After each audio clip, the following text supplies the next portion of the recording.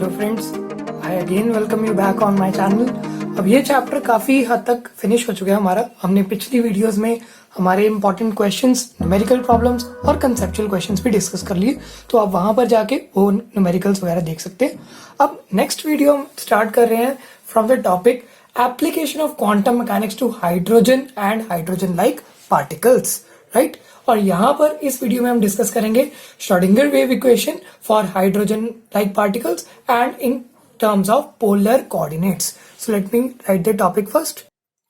अब फ्रेंड्स, मैंने यहाँ पर एक डायग्राम बनाया और हम पहले डिस्कस करेंगे Schrodinger wave equation in terms of polar coordinates. अब पोलर कोऑर्डिनेट्स होते क्या हैं उसको बताने से पहले मैं यहाँ पर पिछली हमने जो श्रोडिंगर वेव इक्वेशन देखी थी, मैं उसकी इक्वेशन लिख देता हूँ। So that was D square Sai upon dx square plus d square psi upon dy square plus d square psi upon dz square plus 8 pi square m upon h square e minus v psi that is equal to 0। अब यहाँ पर देखिए, ये equation में x, y और z का जिक्र हो रहा है। मीन्स हमारे पास ये जो कोऑर्डिनेट्स हैं that are Cartesian coordinates. Cartesian coordinates क्या होते हैं? जो हमारे एक्स एक्सिस, वाई एक्सिस और जेड एक्सिस को कॉरेस्पॉन्ड करेंगे, राइट। सो यहाँ पर मैं लिख देता हूँ that this is our Y axis, this is our Z axis, this is our X axis, right. Suppose करते हैं कि हमारा जो पार्टिकल है, हमारा जो इलेक्ट्रॉन है, आपको भी पता है कि वो एक स्फीयर में मूव करता है, ना कि हमारे पास एक ऑर्बिट में मूव करता है। हमने पहले भी ऑर्बिट ऑर्बिटल के बारे में सुना हुआ है, तो वो 3D स्पेस में मूव करता है। सो समझ लेते हैं कि हमारा जो पार्टिकल है वो यहाँ कहीं पर है and the position of the particle is represented by letter P, right. ये जो P है, इसके जो कार्टेशियन कोऑर्डिनेट्स हैं that will be x, y and z। ये 3 कोऑर्डिनेट्स से हम इसे रिप्रेजेंट कर सकते हैं, that is x, y and z, right. So ये हमारा P जो है यहाँ पर पड़ा होगा, लेकिन हमें चाहिए कि हम इसे पोलर कोऑर्डिनेट्स में रिप्रेजेंट करें, राइट।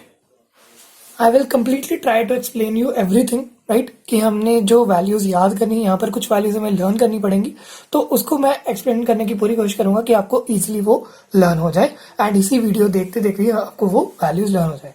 तो पहले हम देखेंगे comparison between polar coordinates and our Cartesian coordinates.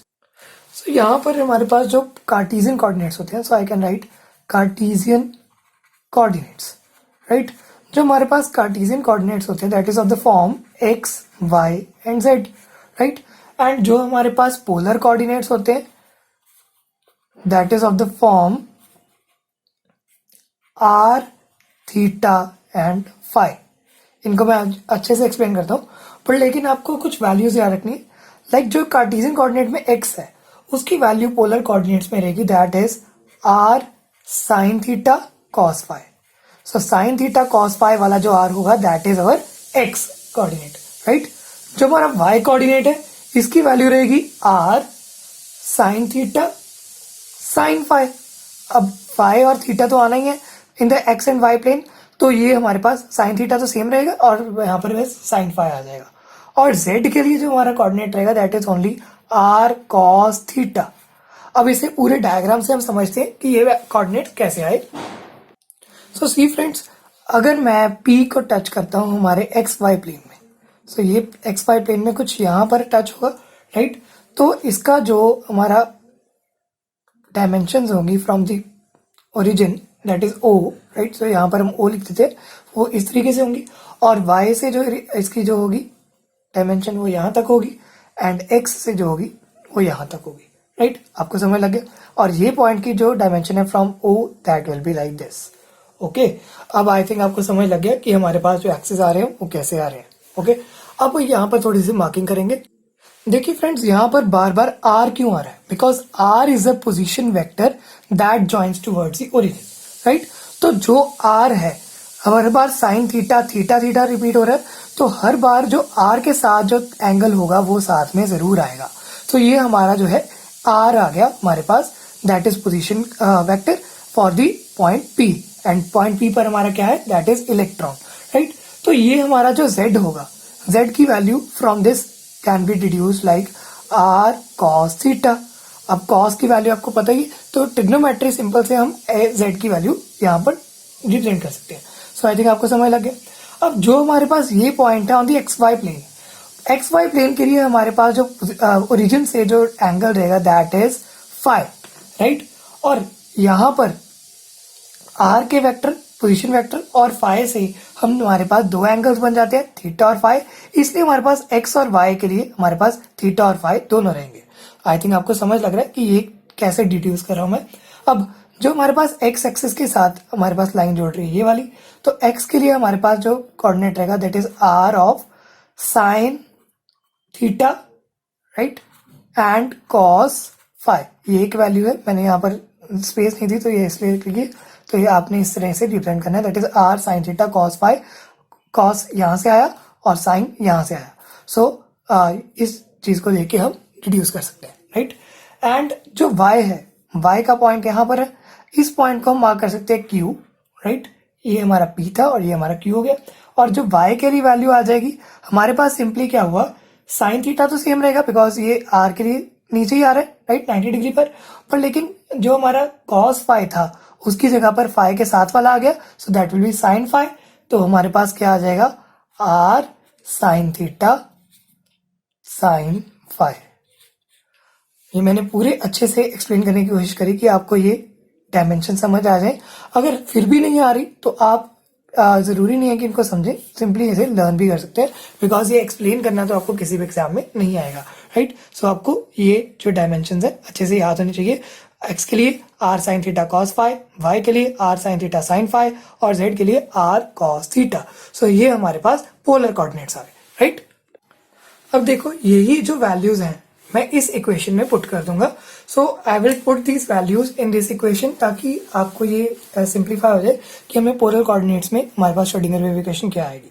और यहाँ पर इसे पूरा सॉल्व तो मैं नहीं कर पाऊंगा, बहुत लंबी वीडियो बन जाएगी, पर लेकिन इसकी एक्सप्लेनेशन भी आपको सिर्फ हमारी वीडियो में मिलेगी, राइट. किसी और चैनल पर ये वीडियो नहीं है तो आप यहाँ से अच्छे से देख सकते हैं इसे, राइट.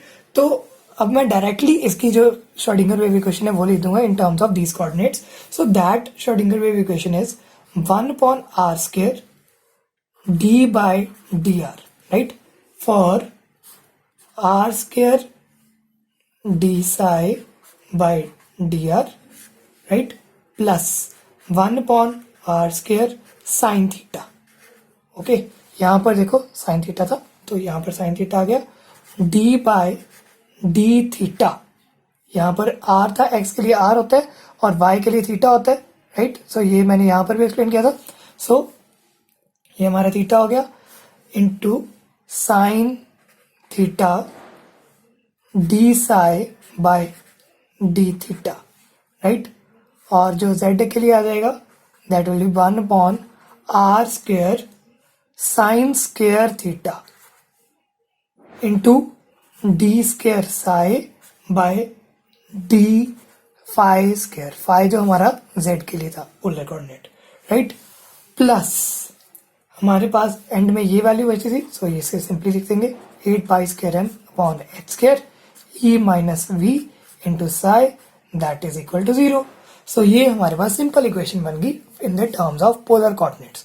बहुत ज्यादा इंपॉर्टेंट है फ्रेंड्स, इसे अच्छे से याद कर लीजिए. एंड इसको याद करने के लिए एक निमोनिक आपको एक्सप्लेन करता हूँ. अगर हमारे पास x है था तो उसके लिए हमने पोलर कोऑर्डिनेट लिखे r. सो r की टर्म्स में हो जाएगा x के लिए. हमारे पास जो y था उसके लिए थीटा था तो हमारे पास थीटा थीटा की टर्म्स में आ जाएगा फॉर द y. एंड जो हमारे पास z था उसके लिए फाई था, बट लेकिन यहाँ पर साइन थीटा रहेगा बिकॉज इसका polar coordinate in the terms of theta आ रहा है. और जो हमारे पास डेरिवेटिव रहेगा, कोऑर्डिनेट वेरिएबल रहेगा, that will be phi only, right. तो इस तरीके से हमारी श्रोडिंगर वेव इक्वेशन आ गई इन terms of polar coordinates, right. अब नेक्स्ट हमने डिस्कस करनी है Schrodinger wave equation for hydrogen like particles, right. उसके बाद जो हमारी डेरिवेशन रहेगी that is for separation of variables, right. तो ये जो हमारे पास वेरिएबल्स आ रहे हैं इनको थोड़ा सा मैं एक्सप्लेन करता हूँ कि हमारे पास जो r वेरिएबल है that is called radial variable, right. That is called radial variable. और जो हमारे पास थीटा और फाई वेरिएबल्स हैं that are called angular variables. So ये आपने याद रखना है कि हमारे पास जो थीटा और फाई है that are angular variables and R जो है that is radial variable. So इसको यूज करके हम नेक्स्ट हाइड्रोजन लाइक पार्टिकल्स के लिए श्रोडिंगर वेव इक्वेशन डिराइव करेंगे. राइट. सो अब स्टार्ट करते हैं Schrodinger wave equation for hydrogen like particles. अब उसके लिए मुझे पेज टर्न करना पड़ेगा, तो आप यहाँ पर इसका स्क्रीनशॉट ले सकते हैं. और अब हम स्टार्ट करेंगे on the next page. Right. So friends, यहाँ पर आप देखिए मैंने हाइड्रोजन लाइक पार्टिकल्स की हेडिंग डालकर पहले मैंने इक्वेशन लिख दी, Schrodinger wave equation for a single particle. Right. For motion of single particle. इसे हम 1 मार्क करते हैं 1. राइट. इसमें जो होगा m जो है मास ऑफ द पार्टिकल है, e टोटल एनर्जी है, v पोटेंशियल एनर्जी है और x y z जो है वो कार्टेशियन कोऑर्डिनेट्स है. राइट. सो ये तो हमें पता लग गया. अब जो हाइड्रोजन लाइक पार्टिकल्स होते हैं, राइट, हाइड्रोजन के अलावा जो पार्टिकल्स होंगे उनके लिए हम m को रिप्लेस कर देंगे with a new term called as mu. Right. Mu is reduced mass. So mu क्या है? रिड्यूस्ड मास है और इसकी वैल्यू रहेगी that is mass of electron into mass of nucleus upon mass of electron plus mass of nucleus. इस formula से हम इसकी वैल्यू निकाल देंगे. राइट. अब हमें पता है कि मास of nucleus is far greater then mass of electron. Right. तो अगर इसे सॉल्व करें तो मास ऑफ न्यूक्लियस बड़ा आ जाएगा और इसे ऐसे लिख देंगे mass of electron into mass of nucleus upon mass of nucleus. इसको रिप्लेस कर देंगे. So mass of nucleus cut हो जाएंगे. So reduced mass can be equal to mass of electron. Right. तो ये हमारे फॉर हाइड्रोजन था कि हमने m लिख देते थे, और लेकिन for other particles like hydrogen हम इसलिए रिड्यूस्ड मास यूज करते हैं. सो आई थिंक आपको समझ आ गया रिड्यूस्ड मास की कहानी. अब हाइड्रोजन लाइक पार्टिकल्स में हमारे पास दो टाइप्स के मोशन हो सकते हैं. राइट. कौन से? दो टाइप्स के मोशन हो सकते हैं. एक हो सकता है translational motion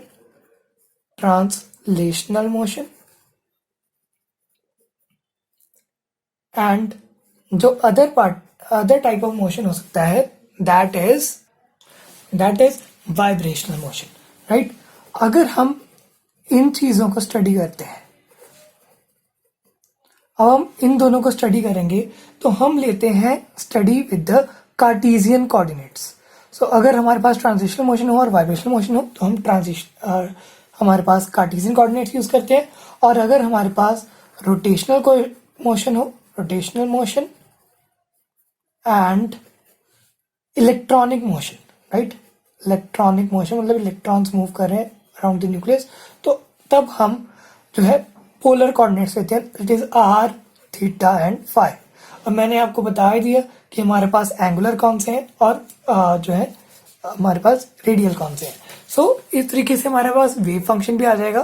that is wave function in the terms of polar coordinates. So ये हमारे पास पोलर कोऑर्डिनेट्स है. अब इनका वेव फंक्शन जो होगा that can be represented as capital R for the radial, capital theta for the for the small theta, and capital phi for the phi. Right. So ये हमारे पास तीन टाइप्स के wave function आ जाएंगे. हमें पता है wave functions are multiply to each other for 3D type. Right. ये हमारा होगा radial part of the wave function. ये हमारा होगा angular part. Right. So this is angular part. And हमें ये दो चीजें याद रखनी है कि जो हमारे पास रेडियल पार्ट होता है that gives the value of quantum numbers n and l, principal quantum number and azimuthal quantum number. जो हमारे पास थीटा होता है that gives us the value of l and m, that is azimuthal and magnetic quantum number. But लेकिन जो हमारे पास phi होता है that only gives the value of magnetic quantum number. And these are representing the spherical harmonics, जिसे हम y से represent करते हैं, जो कि हम नेक्स्ट वीडियो में डिस्कस करेंगे. राइट. सो क्वांटम नंबर्स के बारे में भी फर्दर डिस्कस करेंगे, लेकिन आपने क्वांटम नंबर्स का बेसिक आइडिया जो है +1 क्लास में लिया हुआ है. सो आई थिंक आपको पहले ही आता होगा. राइट. अब ये तो हमारे पास डिस्कस होगी. अब अगर मैं for hydrogen like particle Schrodinger wave equation से लिखूं तो that will be d square psi by dx square plus d square psi by dy square plus d square psi by dz square plus 8 pi square m upon H square, sorry यहाँ पर जो है change आएगा mainly, that is m की जगह हमारे पास mu आ जाएगा और e minus V psi that is equal to 0। अब ये जो है potential energy, right, that is force acting between two particles, right. तो ये जो होगी दैट इज कूलम फोर्स। तो मैं यहाँ पर सॉल्व करता हूँ। कूलम फोर्स जो होती है इलेक्ट्रोस्टैटिक फोर्स ऑफ अट्रैक्शन, उसका फॉर्मूला क्या होता है, उससे हम जो है पोटेंशियल एनर्जी डिफाइन करेंगे। फॉर्मूला होता है 1/4 pi epsilon naught Q1 Q2। सो हमारे पास Q1 Q2 क्या है, एक हमारे पास है इलेक्ट्रॉन, राइट, और एक हमारे पास है न्यूक्लियस के अंदर का पार्ट, राइट। तो वो हम एटॉमिक नंबर से मल्टीप्लाई कर देंगे and upon R square. So 1/4 pi epsilon naught Q1 Q2 by R square, ये हमने फिजिक्स में पहले ही पढ़ा हुआ। तो इसकी वैल्यू आ जाएगी that is minus Z D square upon 4 pi epsilon naught R square, right. So इससे ये वैल्यू सॉल्व हो जाएगी। और अगर हमने v की वैल्यू निकालनी हो दैट इज पोटेंशियल, तो वो क्या होता है, force into distance, potential energy. So force into distance का full integral over the whole space, so that is from infinity to r, हमने यही पढ़ा हुआ, that is f into D R, right. तो अगर हम इसकी डेरिवेटिव करें so that will be minus Z D square upon 4 pi epsilon naught R square from infinity to r। और हमें पता है ये जो टर्म्स है हमारी कांस्टेंट है, और हमारा जो है r की वैल्यू चेंज होगी मेनली, और जेड डी स्क्वायर भी हमारा कांस्टेंट रहेगा। तो मेनली हमारे पास जो वैल्यू आ जाएगी that is derived as minus Z D square upon 4 pi epsilon naught r, right. तो ये वैल्यू हमारे पास फाइनली आएगी फॉर दिस कोऑर्डिनेट, राइट। एक चीज यहाँ पर लिखनी भूल गया, दैट वाज डी आर, तभी तो यहाँ पर एक आ रहा है सिंगल, राइट। ये थोड़ा सा छोटा किया मैंने क्योंकि ये बहुत ज्यादा इंपॉर्टेंट नहीं है, मेनली हमें एक्सप्रेशन चाहिए for the v। So v का एक्सप्रेशन आ जाएगा that is minus Z D square upon 4 pi epsilon naught r, right. उसे हम इस इक्वेशन में पुट करेंगे and in terms of polar coordinates अब हम इक्वेशन लिखेंगे। सो पोलर कोऑर्डिनेट्स में हमने इक्वेशन क्या पढ़ी थी, 1/r square d by D are for r square d psi by D are. इतना याद हो गया, इसे बार बार पढ़ के देख लीजिए, 1/r square d by D R square d psi by D R plus 1/r square sine theta d by D theta for sine theta d psi by D theta, right. और इसके बाद हमारे पास था 1/r square sine square theta into D square psi by D phi square plus 8 pi square m upon H square e minus V and psi it equal to 0, right. अब इस equation को simplify करूंगा और इसमें हम ये वाली value put करेंगे for the v। So this is separate part, थोड़ा सा हॉच पॉच हो गया लेकिन आप समझ सकते हैं, राइट। तो यहाँ पर हमारे पास इक्वेशन आ जाएगी, हम क्या करेंगे 1/r स्क्वायर को कॉमन ले लेते हैं। तो हमारे पास r स्क्वायर कॉमन ले लिया और जो हमारे पास वैल्यू आ जाएगी that is d by D R square d psi by D R plus 1 sine theta, R square common लिया था, d by D theta into sine theta d psi by D theta plus 1 sine square theta d square psi by D phi square and ये हमारी separate होगी plus 8 pi square m upon H square e minus, अब यहाँ पर minus और minus क्या हो जाएंगे, प्लस हो जाएंगे, plus Z D square upon 4 pi epsilon naught r into psi that is equal to 0. So that is the Schrodinger wave equation in terms of polar coordinates for hydrogen like particles. So ये यहाँ पर थोड़ा सा छोटा दिख रहा हो सकता है, so मैं इसे एक बार जूम कर देता हूँ। तो अब मैंने जूम कर दिया तो आई थिंक आपको अच्छे से दिख रही है ये इक्वेशन। ये इक्वेशन में एक भी गलती मत कीजिएगा, एक भी चीज गलत होगी तो आपकी सारी इक्वेशन गलत हो सकती है। सो इसकी डेरिवेशन मैंने फिनिश कर दी है। That was all about the Schrodinger wave equation for hydrogen-like particles. In the next video, we will separate all these variables. जो हमारे पास r है, थीटा है और फाई है, इन सब की separation करेंगे with the help of a derivation. So till then, thanks for watching. Stay tuned for the next video and subscribe to the channel. Thank you so much.